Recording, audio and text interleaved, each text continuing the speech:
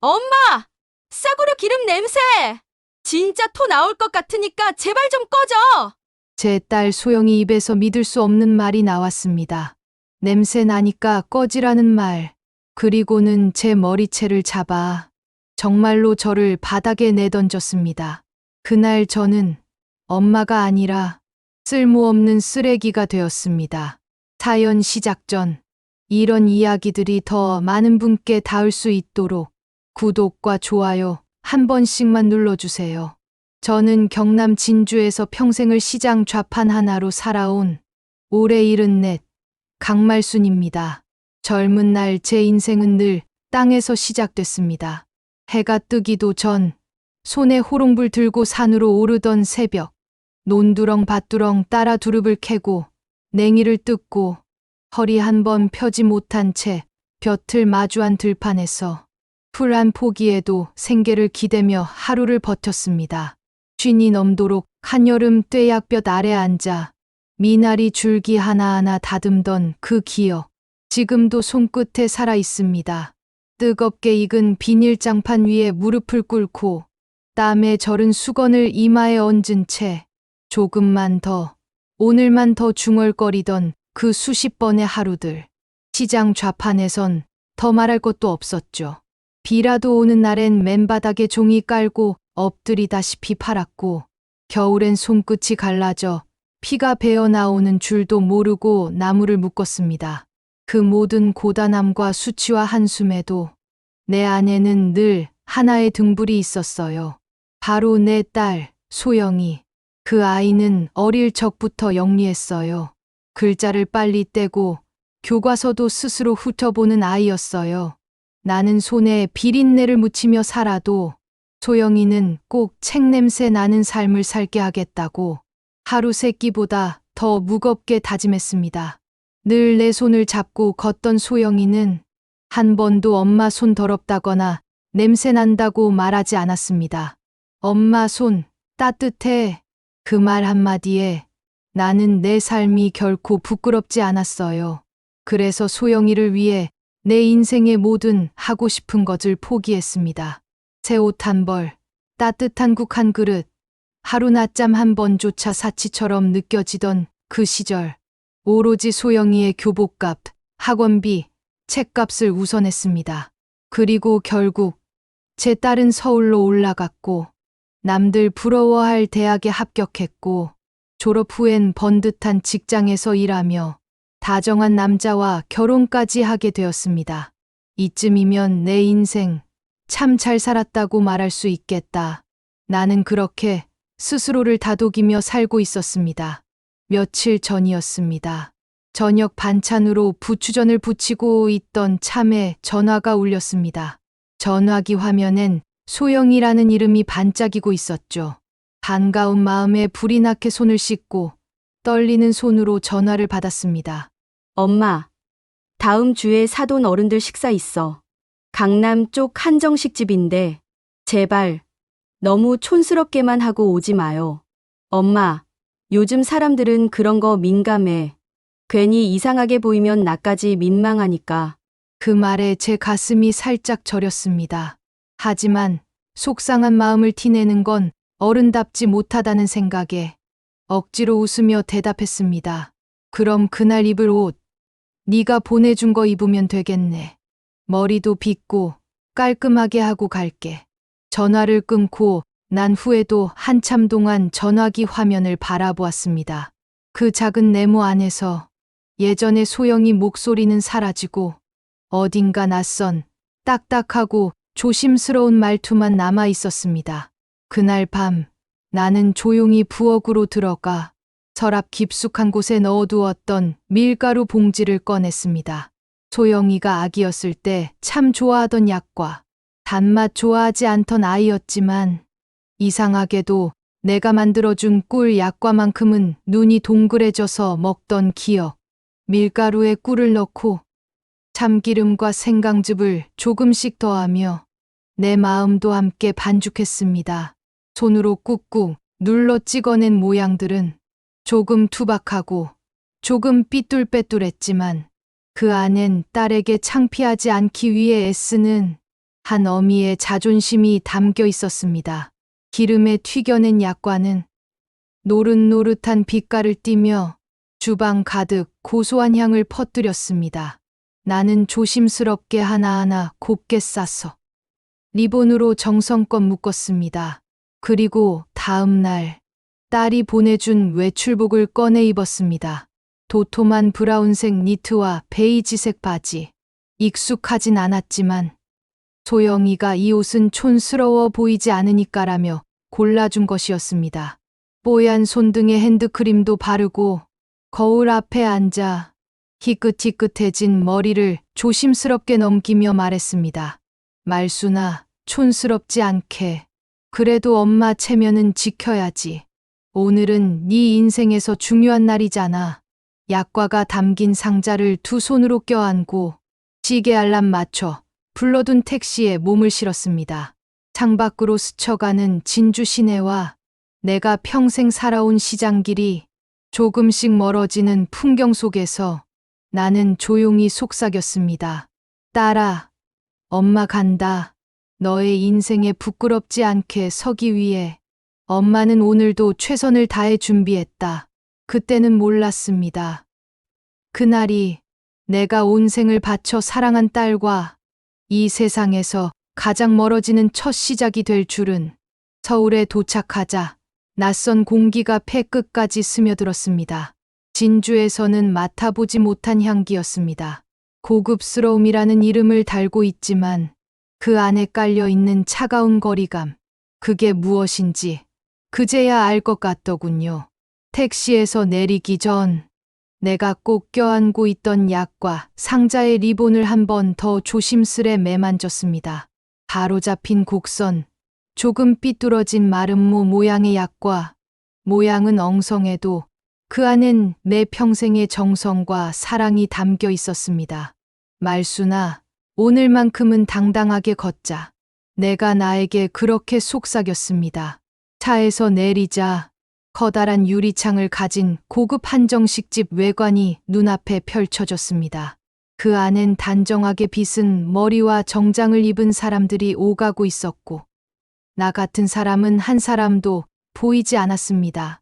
그 순간, 마치 벽돌처럼 차곡차곡 쌓인 그 건물이 내 어깨 위로 무겁게 내려앉는 것 같았습니다. 그 무게를 애써 떨쳐내며 양손으로 약과 상자를 꼭 쥔 채 고개를 들어봤습니다. 그리고 그 순간 저 멀리서 딸 소영이가 나타났습니다. 서울말이 입에 익숙한 사람들과 나란히 서 있는 그 아이는 내가 키운 소영이 같지 않았습니다. 정장 자락을 여미며 날 바라보는 얼굴엔 반가움도 미소도 없었습니다. 나는 떨리는 마음을 가슴 안에 꾹 누르고 조심스럽게 한 걸음 다가갔습니다. 그런데 소영은 한 발자국도 내 쪽으로 오지 않았습니다. 멀리서 그저 바라보다가 이윽고 입술을 굳게 다물고 눈살을 찌푸리기 시작했습니다. 엄마 왜 그러고 왔어? 딸의 목소리는 예상보다 훨씬 컸고 예상보다 훨씬 낯설었습니다. 나는 약과 상자를 들어 올리며 조심스레 웃었습니다. 이거 네가 좋아하던 약과야. 엄마가 새벽부터 만들어. 하지만 소영은 내 말을 끊었습니다. 그 입술이 가시처럼 날카롭게 움직이며 내 심장을 찔렀습니다. 아, 진짜 왜 왔어? 꼴도 보기 싫어 죽겠는데 또 저 약과 들고. 냄새 진동하는 거 몰라? 그 순간 나는 고개를 푹 숙였습니다. 내가 그렇게도 자랑스러워하던 딸이 지금 이 자리에서 내가 누구인지조차 부정하려 하고 있었습니다. 소영은 주위를 두리번거리며 숨을 깊게 내쉬었습니다. 그리고는 마치 숨기고 싶은 짐이라도 되듯 내 앞에 서서 또박또박 말했습니다.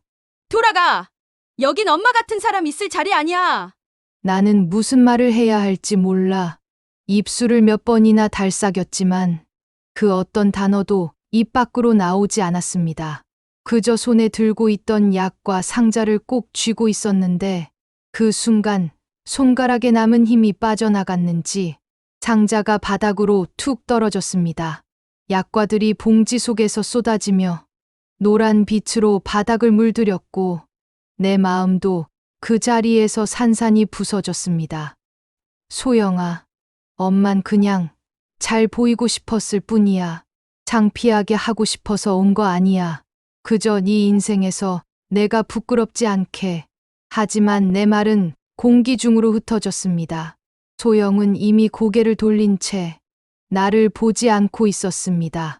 그 얼굴엔 차가운 벽 같은 무관심만이 남아 있었고 그 벽에 나는 부딪혀 무너지는 기분이었습니다. 그때 그녀의 손끝이 내 어깨를 스쳤습니다. 꺼지라고 진짜 이제는 말기도 못 알아듣네. 빨리 꺼져. 나는 그 손길에 의의 뒤로 반걸음 밀려났고 마치 낯선 사람에게 쫓겨난 사람처럼 길 한복판에 서 있게 되었습니다.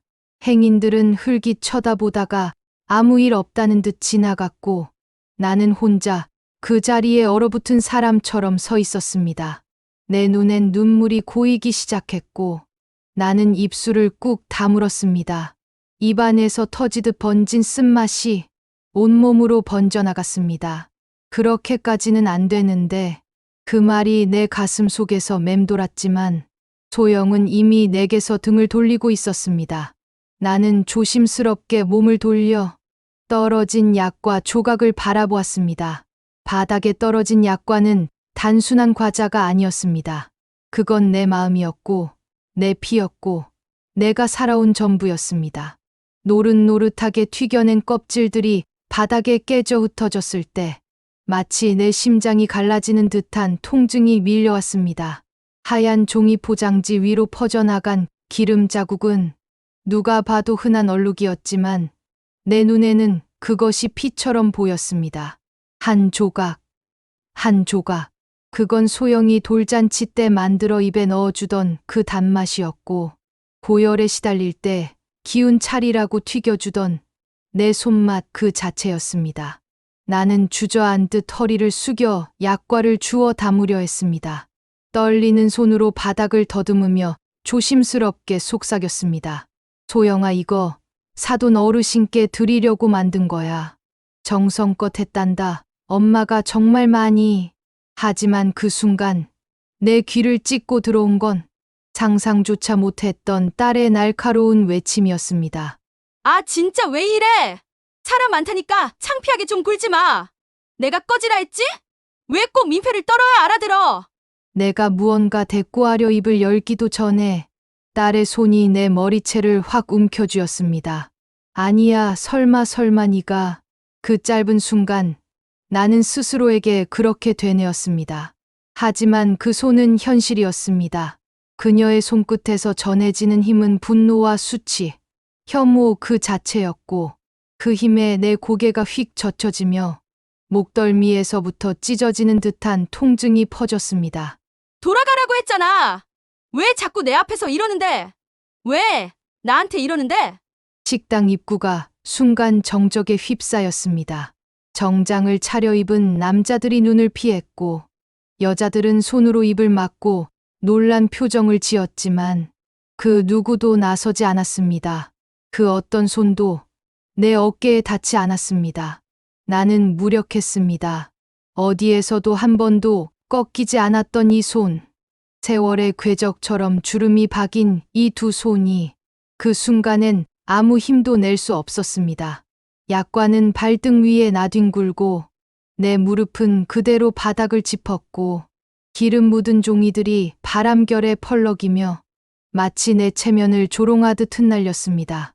내가 사람들한테 얼마나 쪽팔린 줄 알아? 진짜 역겨워. 내 앞에서 당장 사라져.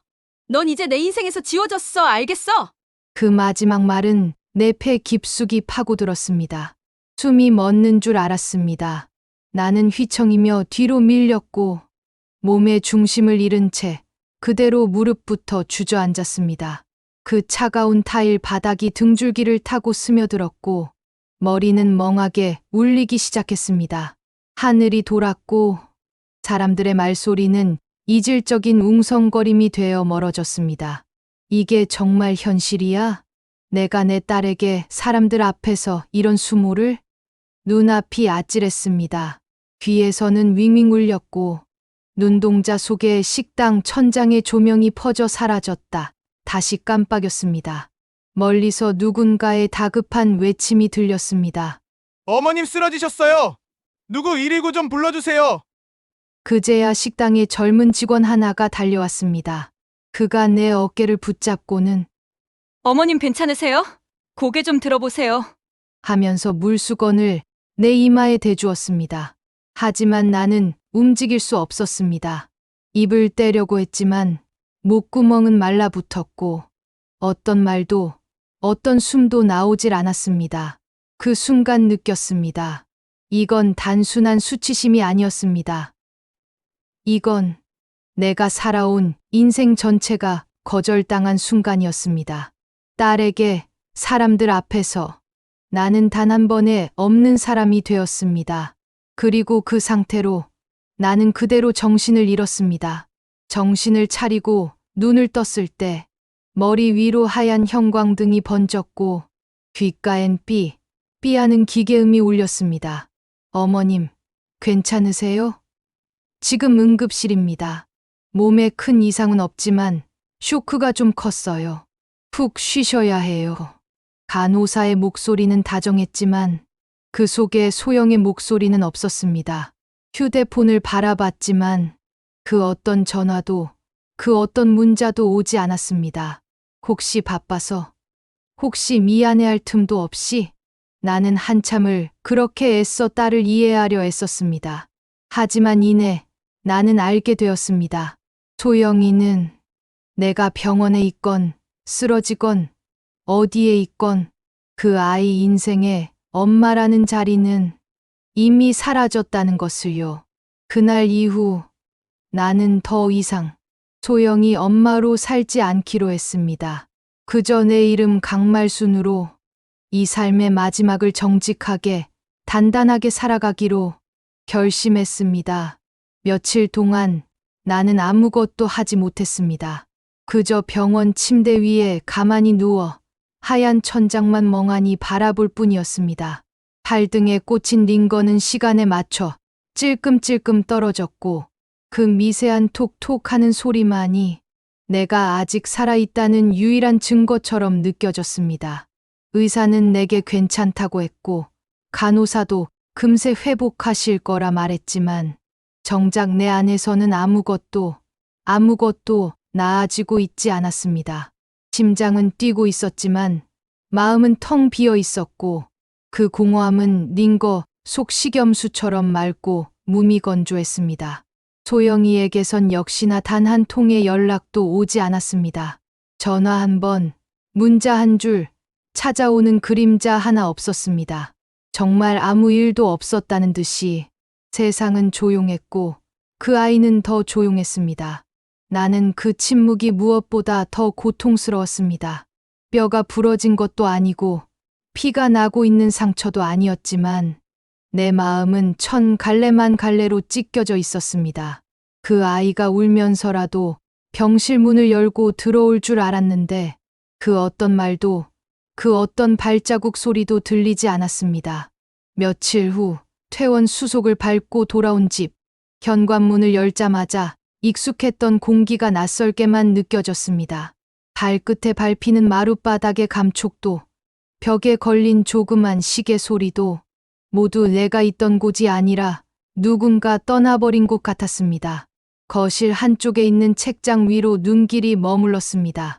먼지가 수북이 쌓인 액자 속, 초등학교 입학식 날 활짝 웃고 있는 소영이의 모습이 참 예쁘더군요. 그 옆에 놓인 남편이 살아있을 때 선물해준 조그만 라디오는 안테나가 빗둘게 휘어진 채 조용히 고개를 숙이고 있었습니다. 나는 아무 말 없이 고개를 떨구었습니다. 그 작은 집 안에는 소영이의 흔적이 너무도 많이 남아 있었습니다. 누렇게 바랜 손편지, 아이 손때 묻은 컵, 방마다 서랍마다 스며든 기억들이 눈에 밟혔습니다. 그 순간 벽에 걸린 거울 속 내 얼굴이 눈에 들어왔습니다. 눈가는 퀭하고 팔자주름은 깊게 패였으며 표정이라곤 하나도 남아있지 않은 늙은 여자의 얼굴. 이게 나였나? 나는 거울 앞에 조용히 앉아 한참을 바라봤습니다. 그리고 어느 순간 손이 이끌리듯 장롱 앞에 섰습니다. 평생을 쌓아온 물건들이 구겨진 이불 속에 묻혀 있었고 그 아래 깊은 서랍을 열었을 때 손끝에 딱딱한 나무 상자가 하나 닿았습니다. 꺼내어 먼지를 털고 조심스레 뚜껑을 열었습니다. 그 안에는 누렇게 바랜 종이들이 가지런히 접혀 있었고 그 위에 한 장의 흑백 사진이 놓여 있었습니다. 사진 속에는 젊은 시절의 남편, 그리고 20살간 넘긴 나, 강말순이 웃고 있었습니다. 머리에는 수건을 두르고 있었고 내 손엔 배추가 가득 담긴 고무대야가 들려 있었습니다. 해맑게 웃고 있던 나, 그 사진 밑에는 내가 까맣게 잊고 있던 오래된 땅 문서 한 장, 그리고 남편이 생전에 몰래 들어놓은 보험 증서가 들어 있었습니다. 그 순간 숨이 멎는 듯 했습니다. 기억이 한 겹 한 겹 되살아났습니다. 돌아가시기 전 남편이 내 손을 꼭 잡고 하셨던 말. 말순아, 지금은 별 볼 일 없는 언덕이지만 이 땅은 언젠가 내가 정말 힘들어질 때 숨 쉴 구멍 하나 되어줄 거다. 팔지 마라. 버리지 마라. 꼭 지켜라, 알았지? 그 말이 그토록 오래된 말이 이렇게 늦게 와서 내 심장을 쿵 치고 가리라고는 그땐 정말 몰랐습니다. 그땐 그저 세상 물정 모르는 시골 남편의 헛된 정이라 생각했었습니다. 하지만 지금 이 문서 한 장이, 그 말 한 줄이 마치 폐부를 가르며 내 존재를 일깨우고 있었습니다. 보험 증서도 마찬가지였습니다. 남편이 생전에 혹시라도 나 혼자 남겨질까봐 몰래 묵묵히 준비해 두었던 것. 나는 몇 번이나 그걸 꺼냈다가 다시 덮었었습니다. 이건 내 마지막 보루니까 하고 늘 그렇게 아껴두기만 했습니다.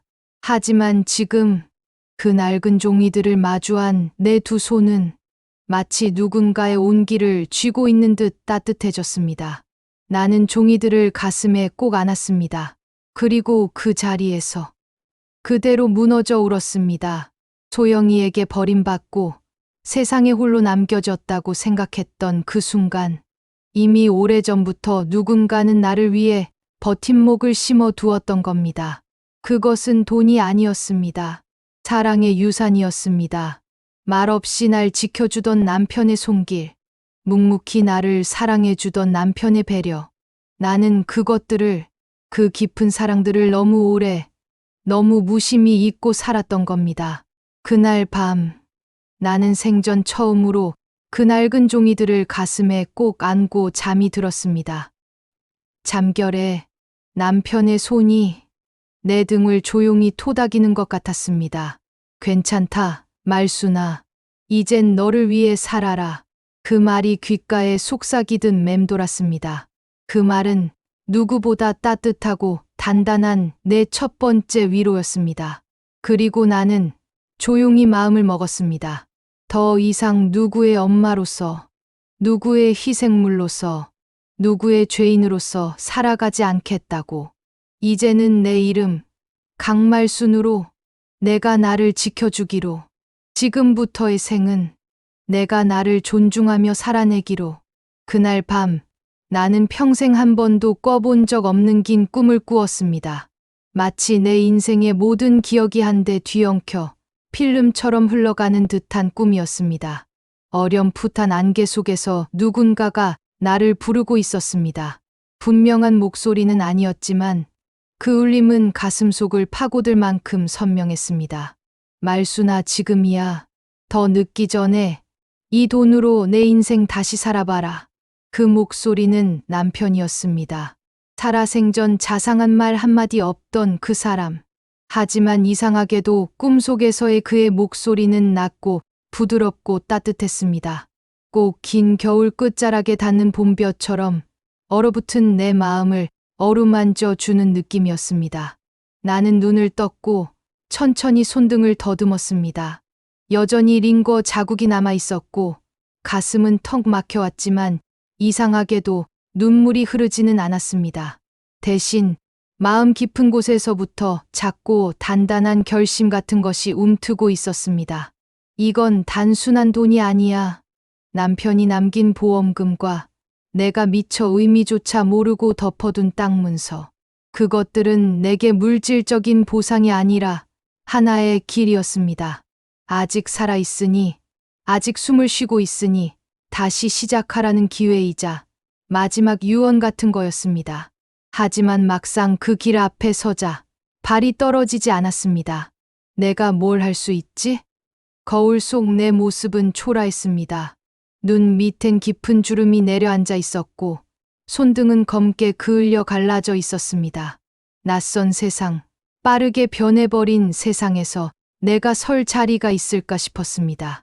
휴대폰 하나 제대로 못 다루고 컴퓨터는 로그인조차 힘든 내가 뭘 할 수 있을까? 그 생각에 주저앉고 싶어졌지만 이상하게도 자꾸만 떠오르는 얼굴들이 있었습니다. 병원에서 홀로 밥을 먹던 노인, 침대 곁에서 눈을 감은 채 말없이 창밖을 바라보던 할머니, 가족이 찾아오지 않아 주말마다 눈만 깜빡이던 어르신들. 나는 그들 곁에 오래 있었습니다. 젊은 보호자들이 짜증스러운 표정으로 문을 닫고 나간 뒤 그 조용한 병실에서 손을 꼭 잡아들이던 기억이 문득문득 떠올랐습니다. 그래, 그분들을 위한 집을 만들자. 마음속에서 문장이 툭 떨어졌습니다. 마지막까지 사람답게 살 수 있는 집, 누구도 버려지지 않는 공간, 누구도 죄책감 없이 늙어갈 수 있는 곳. 그날 밤, 나는 남편의 사진 앞에 앉아 처음으로 혼잣말을 했습니다. 당신이 남긴 이 돈, 함부로 안 쓸게. 나답게 써볼게. 그때부터였습니다. 머릿속에 작은 설계도가 그려지기 시작한 게, 하지만 꿈만 꿔선 안 되는 일이었습니다. 땅은 있었지만 나는 아무것도 몰랐습니다. 건물 하나 지어본 적 없고 서류 한 장 직접 처리해 본 적도 없었습니다. 막막했습니다. 그냥 누군가에게 맡기자는 생각이 스쳤지만 곧 고개를 저었습니다. 이건 내가 해내야 해. 내 손으로, 내 이름으로. 그렇게 나는 공부를 결심했습니다. 사회복지사 자격증. 너무 생소한 말이었습니다. 하지만 그 단어가 내게 기묘한 끌림으로 다가왔습니다. 내가 지나온 삶, 내가 감당한 서러움, 내가 경험한 부당함, 그 모든 것을 누군가에게 전할 수 있는 또 다른 이름이 될 수도 있겠다는 생각이 들었습니다. 신문을 펼쳤고 두꺼운 안경을 쓰고 활자를 읽었습니다. 시내에 나가 낡은 서점을 뒤졌고 관공서 게시판에 작은 메모지를 붙이던 손도 가만히 살폈습니다. 마침내 낡은 상가 건물 2층에 붙어 있던 전단지 하나가 눈에 들어왔습니다. 평생교육원 사회복지사 양성과정 모집. 그 문구가 왜 그렇게 또렷하게 다가왔는지 모르겠습니다. 나는 그날 바로 상담실로 찾아갔습니다. 허름한 잠바에 모자를 눌러 쓴 키도 작고 마른 노년 여성이 문을 열고 들어섰을 때 상담 선생님의 표정엔 잠깐 놀람이 있었습니다. 하지만 내가 단호히 말했습니다. 할 수 있는 가장 빠른 길로 안내해 주세요. 그 목소리가 내 입에서 나왔다는 게 믿기지 않았습니다. 그렇게 담대하게 말해본 적이 있었을까요? 순간 나조차 놀랐고 상담 직원도 차츰 진지한 표정으로 바뀌었습니다. 어르신, 진심이시라면 저희가 최선을 다해 도와드리겠습니다. 그날 나는 등록금을 냈고 두꺼운 교재 한 권과 시간표를 들고 집으로 돌아왔습니다. 책은 손에 들었을 뿐인데도 무겁게 느껴졌습니다. 그 무게는 지식이 아니라 나의 미래, 나의 변화에 대한 책임감이었습니다. 수업은 어려웠습니다. 강의는 빠르고 용어는 생소했습니다. 하지만 그 모든 게 오히려 나를 자극했습니다. 돋보기를 쓰고 펜을 들어 하나하나 베껴가며 외웠습니다. 리포트는 10번을 찍고 다시 썼고 밤에는 손이 저려와 파스를 붙이면서도 자판을 두드렸습니다. 주변 사람들은 말했습니다. 이 나이에 그런 걸 왜 해요? 그냥 쉬세요. 그럴 때마다 나는 조용히 웃었습니다. 쉬는 건 내가 나답게 살고 난 다음에 할게요. 내가 흘린 땀, 내가 꾹꾹 눌러 쓴 글씨, 내가 읽고 또 읽은 책장이 이젠 내 인생의 증거가 되었습니다. 그리고 나는 지금도 걷고 있습니다. 누구의 엄마도 아닌, 누구의 뒷배도 아닌, 구박받는 노인도 아닌, 오직 내 이름 석자, 강말순으로. 처음엔 그저 작고 조심스러운 생각이었습니다. 혹시 나도 누군가를 돌볼 수 있을까? 나처럼 버려졌다고 느끼는 사람들에게 다시 따뜻한 햇살 같은 공간을 만들어줄 수 있을까? 그 생각이 마음속에서 자꾸만 자라나더니 마침내 나를 책상 앞으로 이끌었습니다. 돋보기를 쓰고 손을 더듬어 교재를 펼치고 다시는 써볼 일 없을 거라 여겼던 펜을 들었습니다. 밤마다 졸린 눈을 비비며 내가 왜 이걸 시작했는지 스스로에게 묻고 또 되새겼습니다. 그 시작은 더디고 막막했지만 이 길의 끝엔 반드시 내가 만든 집이 있을 거야 라는 믿음 하나로 나는 견뎌냈습니다. 그리고 마침내 모든 걸 마친 날 자격증을 손에 쥔 순간 나는 웃으며 혼잣말을 했습니다. 잘했어, 강말순. 이제 진짜 너답게 살아볼 시간이야. 그리고 나는 내 두 발로 그 집의 첫 벽돌을 올리러 나섰습니다. 사람들은 가끔 내게 묻습니다. 그 연세에 어떻게 실버타운 원장까지 되셨어요? 그럴 때면 나는 조금은 장난스러운 웃음을 띠며 이렇게 말합니다. 딸한테 머리채 잡혀서 쫓겨난 적 있는 사람 세상에 얼마나 되겠어요? 그날 죽지 않고 살아남은 덕분에 내가 여기까지 온 거지요. 말은 그렇게 해도 내 마음 깊은 곳에선 그날의 기억이 여전히 선명합니다. 정확히 2년 전 내가 떨리는 손으로 사회복지사 자격증을 처음 쥐던 날, 사진 속 내 얼굴은 낯설 정도로 어색했고 염색이 지지 않은 하얀 머리는 수강생들 사이에서 유난히도 눈에 띄었죠. 하지만 그 종이 한 장은 내겐 그 어떤 상보다 무겁고 단단한 인생의 열쇠였습니다. 나는 그날을 내 인생 이막의 시작이라고 부릅니다. 그 후로 나는 단 하루도 허투루 보내지 않았습니다. 숨 돌릴 틈도 없이 발로 뛰었고 손에 든 서류가 구겨질 만큼 기관들을 찾아다녔습니다. 시청 복지과 문 앞에서 발을 동동 굴렀고 구청 공무원 앞에서 눈물 섞인 호소도 했습니다. 노인을 위한, 노인이 직접 설계한 집을 짓고 싶습니다. 처음엔 아무도 진지하게 들어주지 않았습니다. 나이 든 여자가 혼자 와서 땅 사고 건물 짓고 공동체를 만들겠다고 하니 기초수급이나 잘 챙기시지요 하는 눈빛들이 많았죠. 하지만 난 굴하지 않았습니다. 내가 살아온 세월만큼 내 등에 붙은 그림자들이 많았기에 그 그림자들이 나를 이 자리까지 밀어 올렸기에 이번만큼은 누구의 뒤에 숨어 있지 않으리라 마음먹었습니다. 그리고 지금 나는 햇살 실버하우스 원장 강말순입니다. 작고 오래된 골목 끝에 자리한 햇살 잘 드는 3층짜리 집. 엘리베이터는 조금 느리고 삐걱거리지만 복도마다 어르신들이 직접 그린 그림과 손글씨 표어가 붙어 있고 무엇보다 여긴 할머니들 목소리가 작지 않아도 되는 곳입니다.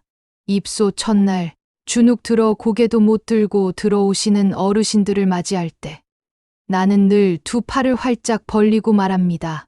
여긴 누구한테도 미안하지 않아도 되는 집이에요. 그 말을 듣고도 아무 말 없이 앉아만 있던 한 할머니가 한참 뒤 조심스럽게 묻더군요. 그럼 여기선 눈치 안 봐도 돼요? 그 한마디에 나는 말없이 고개를 끄덕이며 눈을 감았습니다. 그건 정확히 예전의 나였으니까요. 가스불 앞에서 멍하니 국자만 돌리던 나, 도시락 싸들고도 문 앞에서 발길 돌리던 나, 냉장고 속 반찬 하나에도 마음이 오그라들던 그 시절의 나, 그때의 나처럼 이곳에 오는 어르신들은 다들 사랑받고 싶고 잊히고 싶지 않고 존중받고 싶어 하십니다. 그래서 나는 그 마음들을 껴안아주는 집을 만들고 싶었습니다. 우리 실버하우스엔 아침마다 둥근 테이블이 놓입니다. 식사 시간마다 어르신들이 돌아가며 오늘의 자랑을 말하죠. 나는 이른에 자전거 다시 탄 여자요. 나는 팔순 생일날 혼자 영화관 갔다 왔어. 나는 요즘도 매일 스스로 양말 신는 거. 그게 자랑이지 뭐. 그리고 마지막엔 내가 늘 덧붙입니다. 나는 딸한테 머리채 잡혀 쫓겨나고도 다시 일어나 이 집을 만든 여자요. 그러면 모두가 박수치며 웃습니다. 그 웃음엔 회한도, 용기도, 주름진 얼굴 위에 자부심도 다 담겨 있습니다. 햇살 좋은 날이면 우리는 마당에 나가 텃밭을 가꿉니다. 나물이든 상추든 손끝으로 흙을 만지고 씨를 뿌리고 자라는 걸 함께 바라봅니다. 어르신들은 흙을 만질 때마다 뭔가를 내려놓는 것처럼 보였습니다. 울고 싶을 땐 울고, 웃고 싶을 땐 웃고, 미안하단 말도 여기선 자주 들리지 않습니다. 한할머니는 어느 날 저에게 그러셨어요. 원장님, 여기 오니까 내가 다시 태어난 것 같아요. 사람 취급받는 게 이렇게 고마운 건 줄 몰랐어요. 그 말을 듣고 나는 하늘 한쪽을 올려다보았습니다. 거기 어딘가에 있을 남편이 조용히 웃고 있는 것만 같아서요. 여보, 나 여기까지 왔어. 그날 당신이 남기고 간 그 땅, 그 보험 한 장, 그게 나한테 다시 숨 쉴 수 있는 문이었어. 가끔은 소영이 생각이 나기도 합니다. 그 애가 혹시라도 TV에서 인터뷰하는 내 얼굴을 보진 않았을까? 햇살 실버하우스 간판에 적힌 내 이름 석자를 보진 않았을까? 하지만 이젠 그런 생각에 마음 휘둘리지 않습니다. 나는 더 이상 누군가의 인정이 필요한 사람이 아니니까요. 이곳에서 나는 누군가의 엄마가 아니라 이 집의 주인이고 이 삶의 증인이며 버려진 삶을 다시 일으킨 사람이니까요. 오늘도 누군가 내 사무실 문을 두드립니다. 원장님, 새 입소자 오셨어요. 나는 천천히 자리에서 일어섭니다. 허리는 예전보다 조금 굽었지만 발걸음은 당당합니다. 문을 열고 환한 얼굴로 말합니다. 어서 오세요. 여긴요 늙어도 당당할 수 있는 집입니다. 그리고 그 문 뒤엔 또 한 사람의 삶이 다시 피어나기 시작합니다. 이 길 끝에 나는 이제 말할 수 있습니다. 비록 딸에게 버림받고 세상에서 밀려났던 여정이었지만 그 길 위에서 내가 찾은 건 나 자신이었고 그걸 꽃 피우는 집이 바로 이곳 햇살 실버하우스입니다. 그리고 그 모든 건 그날 머리채 잡혀 쫓겨나고도 죽지 않고 살아낸 덕분이었습니다. 그렇게 하루하루가 지나 계절이 몇 번이고 바뀌었습니다. 햇살 실버하우스에는 어느새 입소 어르신들의 손때가 묻은 화분들이 복도마다 놓였고 주방에는 나물 무치는 향기와 된장찌개의 구수한 내음이 어우러졌습니다. 이젠 이 공간이 내게 집이자 인생의 마지막 무대처럼 느껴졌습니다. 여기서라면 마지막 순간이 와도 후회 없겠다 싶었죠. 그러던 어느 날이었습니다. 평소처럼 텃밭을 돌보다 작은 정원 앞 벤치에 앉아 찬바람을 쐬고 있었을 무렵 저 멀리 골목 어귀에서 누군가가 천천히 이쪽을 향해 걸어오는 모습이 보였습니다. 처음엔 눈을 찌푸렸습니다. 어르신 보호자인가? 아니면 봉사하러 오는 학생인가? 하지만 걸음이 너무 느리고 자세가 무너진 듯 위태로웠습니다. 그때였습니다. 그 사람이 소영이라는 걸 알아차리는 데는 딱 3걸음이 걸렸습니다. 가슴이 순간 움켜잡히듯 저렸습니다. 그 아이가 여기에 올 리가 없는데. 하지만 눈앞의 현실은 거짓이 아니었습니다. 현관 앞에 멈춰선 딸은 낯설 만큼 야위고 울기 직전의 얼굴로 내가 만든 그 집의 문을 떨리는 손으로 두드렸습니다. 초췌한 얼굴, 갈라진 입술, 발끝은 먼지투성이었고 손에는 봉투 하나를 들고 있었습니다. 눈이 마주치는 순간 나는 숨이 잠깐 멎는 듯 했지요. 소영이였습니다. 내 딸, 나를 내쫓고 내 존재를 짐짝처럼 밀어냈던 그 아이, 기어이 돌아왔습니다. 엄마, 그 말 한마디에 가슴 어딘가가 찢어지는 듯 했습니다. 그토록 듣고 싶었던 말이었는데 왜 이토록 차가운 서늘함만 남는 걸까요? 나는 고개를 숙이지도 눈을 감지도 않았습니다. 그저 담담하게 아주 차갑게 묻기 시작했습니다. 그동안 뭐하고 이제 와서 온 거냐? 소영은 흐느끼며 말했습니다. 사업이 망했고 시댁에서도 쫓겨났고 이제 돌아갈 곳이 없다고, 자기가 너무 어리석었다고, 다시 시작하고 싶다고, 엄마밖에 없다고. 하지만 그 말들은 이제 내게 도달하지 않았습니다. 소영아, 나는 단호하게 말했습니다. 난 이미 네가 내 딸 아니라고 오래전에 마음에서 지웠다. 네가 날 버린 날 나도 널 놓았다. 소영의 얼굴이 일그러졌습니다. 엄마. 그럼 안 돼. 가족이잖아. 나는 고개를 저었습니다. 넌 날 내칠 땐 가족 아니었지? 이제 와서 부르면 다시 가족이 돼? 가족은 버려도 되는 사람이 아니라 목숨 걸고 붙잡아야 할 사람이야. 그 말이 내 입에서 나오기까지 나는 수백 번, 수천 번 자책했고 용서하려 했습니다. 하지만 이젠 아닙니다. 용서하지 않음으로써 나는 나를 지킬 것입니다. 돌아가. 내 눈앞에서 사라져. 여기엔 널 위한 자리 없어. 소영은 주저앉아 울었습니다. 하지만 나는 등을 돌렸고 그 애를 마지막으로 외면했습니다. 그 순간 나는 완전히 자유로워졌습니다. 그날 이후 나는 더는 그 아이를 떠올리지 않았습니다. 이곳 햇살 실버하우스에는 이제 나의 진짜 가족들이 함께 살고 있습니다.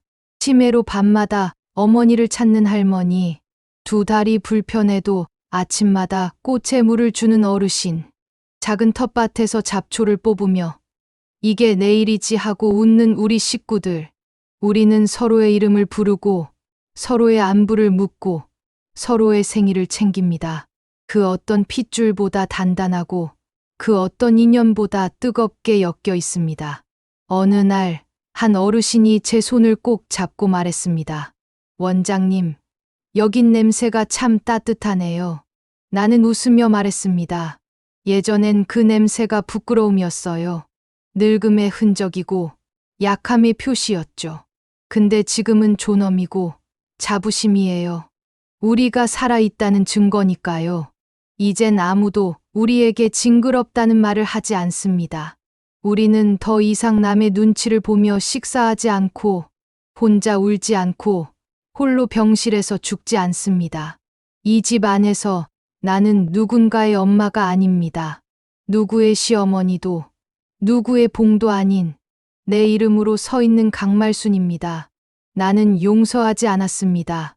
용서하지 않음으로써 나는 스스로를 존중할 수 있게 되었고 다시는 무너지지 않는 마음을 가지게 되었습니다. 그것이 나의 복수였습니다. 내 인생의 가장 단단한 승리였습니다. 오늘도 사무실 문을 열고 나가면 한 어르신이 기다리며 말합니다. 말순아, 오늘은 누룽지 끓여줄 거지? 나는 활짝 웃으며 고개를 끄덕입니다. 그럼요. 우리 집밥은 세상에서 제일 따뜻하잖아요. 이 집에서 나는 더는 울지 않습니다. 나는 버림받았던 여자가 아닙니다. 나는 나를 끝까지 지켜낸 사람입니다. 그리고 지금 이 순간도 나는 그 이름으로 살아갑니다. 햇살 실버하우스 원장, 강말순. 이곳에서 나는 다시 태어났고 이제 끝까지 나답게 살아갑니다. 여러분, 저의 이야기 어떠셨나요? 머리채를 잡히고 약과 상자 하나에 짓밟혔던 그날부터 햇살 실버하우스 원장이 되기까지 저 강말순의 삶은 다시 태어나는 여정이었습니다. 이 영상이 조금이라도 마음에 닿으셨다면 좋아요와 댓글 그리고 구독으로 함께 해주세요. 당신의 공감이 또 다른 누군가에겐 커다란 위로가 됩니다. 다음 이야기에서도 진심을 꾹꾹 눌러 담아 찾아오겠습니다. 고맙습니다.